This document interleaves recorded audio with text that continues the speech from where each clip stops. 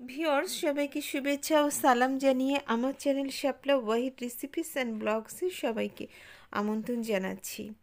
আজকে আমি আপনাদের সাথে শেয়ার করব চিকেন মোমো রেসিপি। আর এই মোমোটা আমি ভিন্ন পদ্ধতিতে ভাপিয়ে নিব, যেটা আপনাদের জন্য অনেক ইজি হবে। তাহলে দেখে নেওয়া যাক আমি এই মোমো কিভাবে কোন পদ্ধতিতে তৈরি করলাম। আমি মাংস আগে থেকেই কিমা করে নিয়েছিলাম, আর একটু কিমাটা ঠিক করে নেই।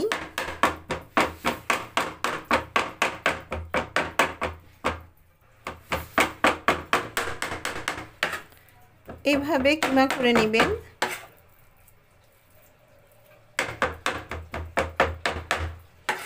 কিমাটা ব্লেন্ডারে দিবেন না কিমা করার জন্য, তাহলে কিন্তু মোমোর আসল টেস্টটা পাবেন না, একেবারে মিহি হয়ে যাবে, তখন টিকিয়া টিকিয়ার মতো একটা ভাব চলে আসবে।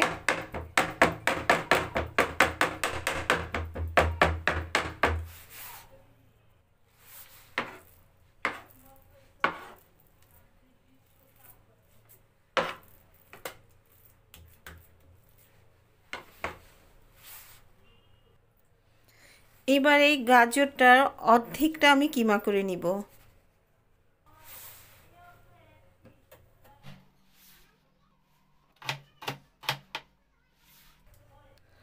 আপনারা যে যেভাবে পারেন সেভাবে কুচি করে নেবেন।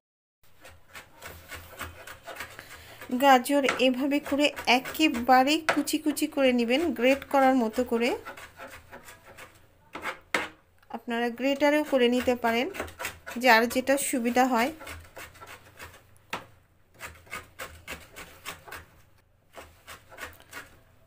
গাজর আমার হয়ে গিয়েছে।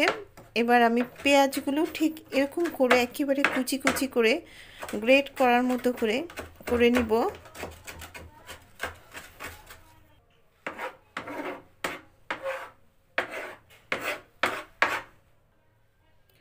মোটামুটি বড় সাইজের দুইটা পেঁয়াজ নিয়েছি। এই পেঁয়াজগুলো খোসা উঠিয়ে আমি গ্রেট করে নিব। পেঁয়াজ যতটা সম্ভব কুচি করে নিতে হবে।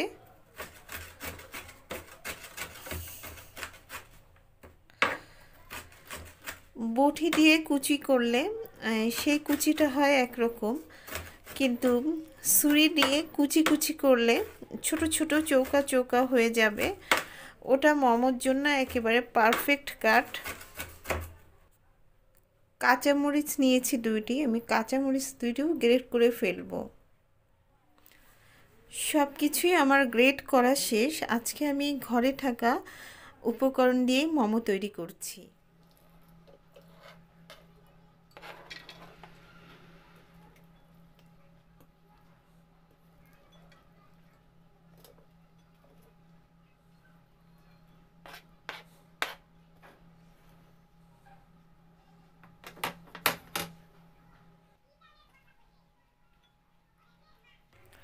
বাচ্চারা যখন সবজি খেতে চায় না, আপনারা কিন্তু আপনাদের পছন্দ মতো সবজিগুলো এভাবে করে দিয়ে বাচ্চাদের কিন্তু মোমো তৈরি করে দিতে পারেন।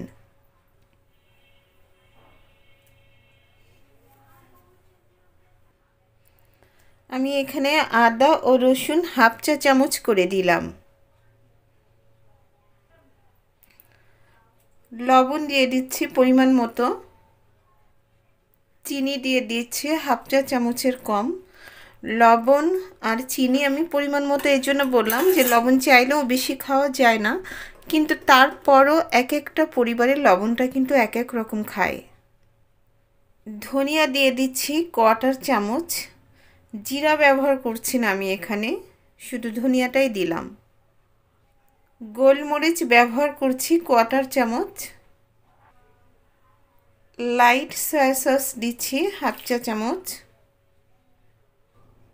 টমেটো সস দিয়ে দিচ্ছি পরিমাণ মতো।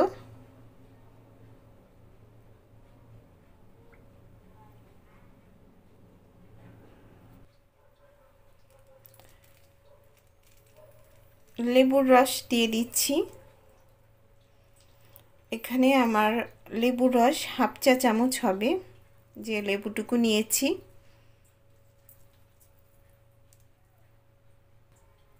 এবার সব উপকরণ ভালোভাবে মেখে নিব।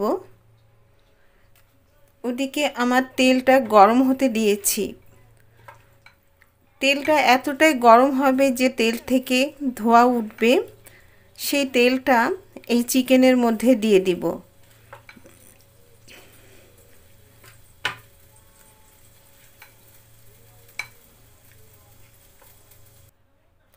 এখানে সব কিছু কিন্তু খুব ভালোভাবে মেখে নেবেন, কারণ আদা রসুন যদি এক জায়গায় থেকে যায়, মশলাগুলো যদি এক জায়গায় থেকে যায়, তাহলে কিন্তু কোথাও মুখে মশলাটা বেশি পড়বে, কোথাও কম পড়বে। ম্যারিনেটটা অনেক সুন্দর করে করতে হবে।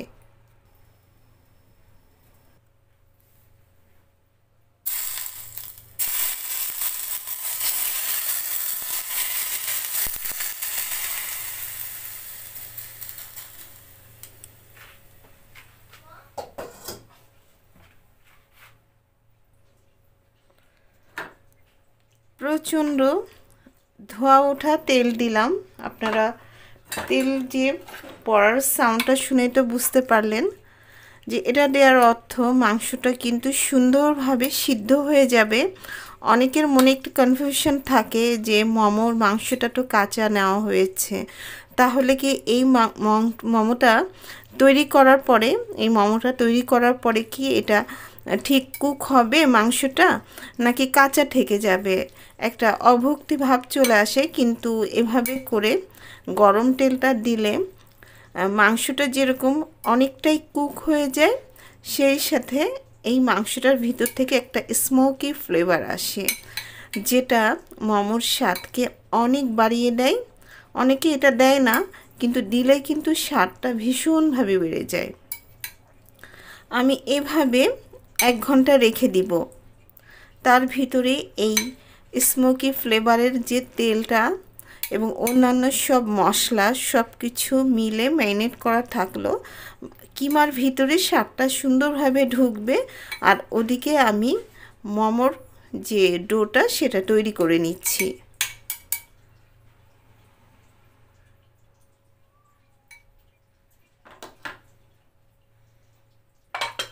ঢেকে দিচ্ছি, ফিরে আসছি 1 ঘন্টা পর।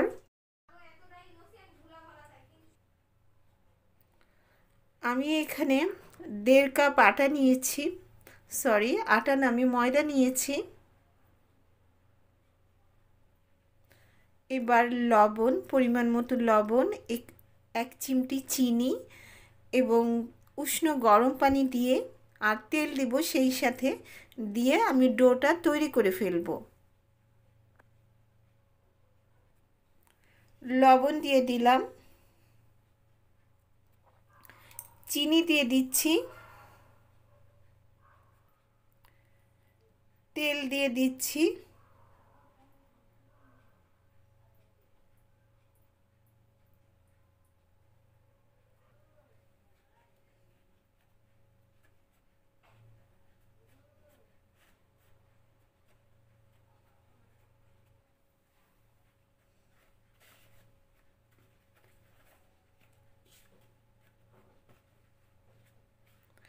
তেল যদি একটু লাগে তো পরে দিব। এবার পানি দিয়ে দিচ্ছি, পানি আমি উষ্ণ গরম করে নিয়েছি।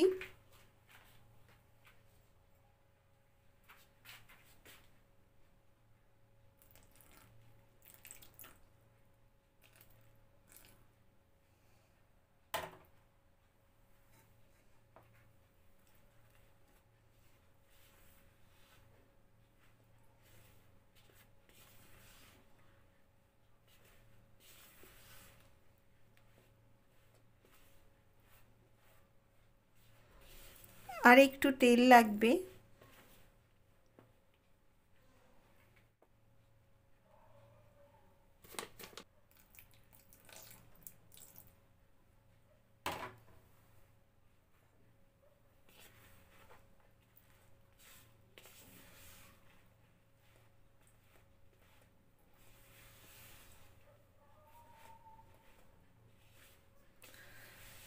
আমি খুব সামান্য একটু চিনি দিয়েছিলাম, আপনারা ইচ্ছে করলে চিনিটা স্কিপ করতে পারেন, কিন্তু একটু চিনি দিলে হয় কি স্বাদটা ভালো লাগে।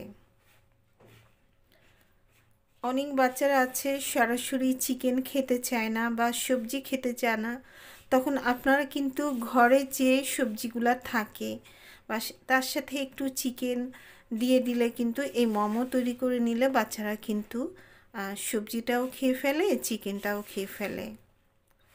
আমার বাচ্চার এই প্রবলেম, তো ও সরাসরি চিকেনটা খায় না, সবজি খেতে চায় না, বাচ্চারা সাধারণত যেমন হয়, যার জন্য ওর জন্যই আজকের এই মোমোটা তৈরি করছি। অন্তত চিকেন সবজি তো একটু খাওয়া হবে।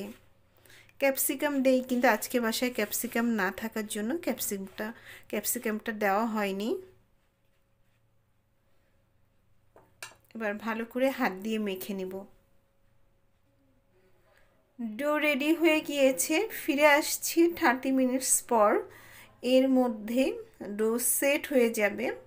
এই খামিরটা কিন্তু আপনারা অনেক নরম করবেন না, আবার হার্ডও করবেন না। বেশি নরম করলে কিন্তু আপনারা মোমোর যে শেপটা দিতে কিন্তু আপনাদের ঝামেলা হবে, কষ্ট হবে। আবার বেশি হার্ড হয়ে গেলেও কিন্তু সেই মোমোটা খেতে ভালো লাগে না একেবারে। কাজেই একেবারে পারফেক্টলি আপনারা মোমোর ডোটা তৈরি করবেন একটু সতর্কতার সাথে। ফিরে আসছি 30 মিনিটস পর। ফিরে আসলাম 30 মিনিটস পর। আমার মোমোর ডো রেডি হয়ে গিয়েছে। ডো কখনো আপনারা না ঢেকে রাখবেন না, তাহলে একটা হার্ড আবরণ পড়ে। এবার মোমোর যে পুরটা সেটার কি অবস্থা দেখি। হ্যাঁ, এটাও সুন্দর হয়ে গিয়েছে, সুন্দরভাবে সব কিছু সেট হয়ে গিয়েছে। এখন মোমোর ডো থেকে লিচি কেটে ছোট ছোট রুটির মতো, অর্থাৎ ছোট ছোট লুচির মতো করে ফেলবো। এক একটা ছোট রুটির জন্য এমনভাবে কেটে নেবেন, এটা বেলার পর যেন খুব বেশি মোটাও না হয়, খুব বেশি পাতলাও না হয়। খুব বেশি পাতলা হলে কিন্তু মোমোর শেপ দিতে পারবে না, ফেটে ছিঁড়ে নষ্ট হয়ে যাবে। আর বেশি মোটা হলে কিন্তু খেতেও ভালো লাগবে না। অর্থাৎ সেই মোতাবেক আপনারা ছোট ছোট করে কেটে নেবেন। এটা থেকে আমি ছোট ছোট রুটি বেলে নিয়েছি। এবার এর ভিতরে পুর দিয়ে দিচ্ছি। এই কাজটা খুব ফাস্ট করতে হবে, কারণ এই যে পুরটা ভেজা ভেজা এই ছোট রুটির উপরে পড়ে তলাটা ভেজা ভেজা হয়ে অনেক সময় ছিঁড়ে যায়। আমি কিছু মোমো তৈরি করে নিয়েছি আর কিছু মোমো তৈরি করে দেখাচ্ছি। আমার মোমোর ভাজটা কিন্তু খুব বেশি ভালো হয় না, তারপরেও দেখাই, আপনারা একটু বুঝে নিন। আপনারা যে যেরকমভাবে মোমোর শেপটা দিতে পারেন তো সেভাবে করেই দিয়ে নেবেন। খুব হার্ড কিছু যে শেপ দিতে হবে এমন কোনো কথা নেই। কুলি পিঠার মতো করে দিলেও কিন্তু হবে। আমি এটা কুলি পিঠার মতো করছি। আমার মোমোগুলি তৈরি হয়ে গেছে, মোটামুটি একটা শেপ দিয়েছি, সব মোমো রেডি। আমি এই মোমোগুলি ভাজবো না, সরি, ভাপ দিব না। 15 মিনিট আমি এটা ডিপে রেখে দিব। আমার কাছে ডিপে রেখে দিলে ভালো হয়, একটু হার্ড হয়ে যায়, তখন মোমোগুলো ভাপে সিদ্ধ করতে সুবিধা হয়। ফিরে আসলাম কিছুক্ষণ পর। আপনারা এভাবে মোমো ফ্রোজেন করে রাখতে পারেন। এভাবে করে রাখলে খুব সুবিধা হয়, মেহমান আসলে ঝটপট মোমোগুলিকে ভাপিয়ে দেওয়া হয়, বা আপনারা হালকা ভেজে তারপর ভাপ দিয়ে নিলেও সুবিধা হয়, যেভাবে সুবিধা বোধ করেন। আমি যে কয়টা মোমো ভাপিয়ে নিব সে কয়টা মোমো এখান থেকে আমি নিয়ে নিচ্ছি, বাকিগুলি আমি আবার ফ্রিজে রেখে দিচ্ছি। আপনারা এখানে বেশ লং টাইমের জন্য ফ্রিজে কিন্তু ডিপে সংরক্ষণ করতে পারেন। আমি একটি ফ্রাই প্যান দিয়ে দিয়েছি চুলায়, হালকা একটু তেল দিয়ে দিলাম, এটুকু পুরোটাই আমি ব্রাশ করে নিয়ে নিব। আমার কাছে ভাপে সিদ্ধ করার থেকে এভাবে বেশ সুবিধা হয়, তাই আমি এভাবে করে নিচ্ছি। আপনাদের কাছে যেমনটা সুবিধা হয় আপনারা তেমনটা করে নেবেন। এবার আমি মোমোগুলি দিয়ে দিচ্ছি। মোমোগুলি একেবারে গায়ে গায়ে দিবেন না, সামান্য একটু ফাঁকা রেখে দিবেন, কারণ মোমোগুলি সিদ্ধ হয়ে কিন্তু আরেকটু ফুলে উঠবে। তখন একেবারে গায়ে গায়ে দিলে একটার সাথে আর একটা লেগে নষ্ট হয়ে যাবে। আমার মোমোগুলি দেওয়া হয়েছে। এবার আমি হালকাভাবে একটু উঠিয়ে দেখছি যে কী অবস্থা মোমোটার নিচটা। একটু হালকা রং ধরলেই আমি পানি দিব এখানে 1 কাপ পরিমাণ। আমি 1 কাপ পানি দিয়ে দিচ্ছি। এই পানির মধ্যে সামান্য একটু লবণের ছিটা দিলাম। এই লবণের ছিটাটা দিলে কিন্তু স্বাদটা খুব ভালো হয়।